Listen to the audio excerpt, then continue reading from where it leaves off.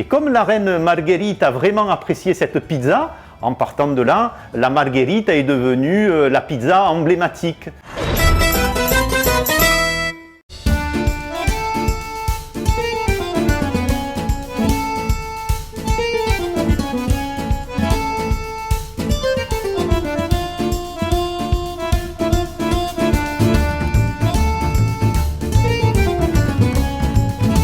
La pizza voit le jour à Naples. On estime que la première pizza a été fabriquée au 15e, 16e siècle.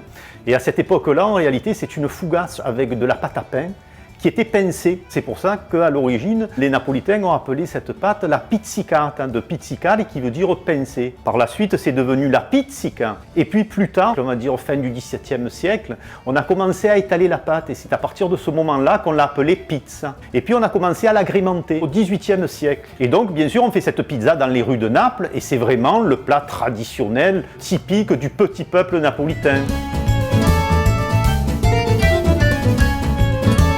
La pizza a eu un écho national puis international du fait qu'en 1889, la reine d'Italie Margherita va à Naples, à Capodimonte, donc au Palais Royal, et puis un des pizzaiolos, un certain Esposito de la pizzeria Brandi, qui est une pizzeria emblématique de Naples, a l'idée de lui fabriquer une pizza spéciale, vert, blanc, rouge, des couleurs du drapeau de l'Italie bien sûr, avec du basilic, de la mozzarella et bien sûr de la tomate.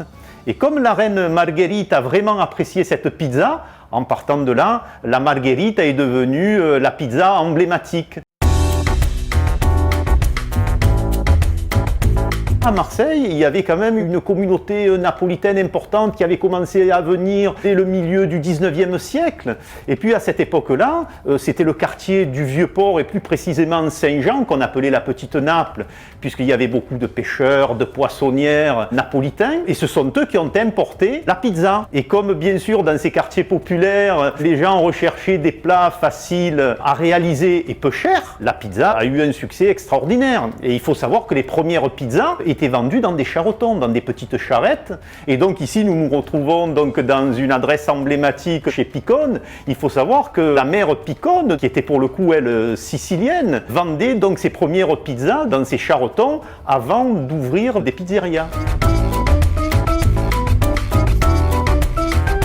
Chaque pizza a sa spécificité. C'est ça la richesse de la pizza. Et c'est vrai que normalement, la pâte à pizza, c'est la pâte à pain. Donc en partant de là, toutes les pizzas qui sont élaborées à partir de procédés plus ou moins sophistiqués peuvent plaire peut-être aussi, et c'est très bien, mais ce n'est plus la pizza traditionnelle. La pizza marseillaise est bonne dans le sens où elle respecte les traditions napolitaines, avec cette pâte à pizza à pain.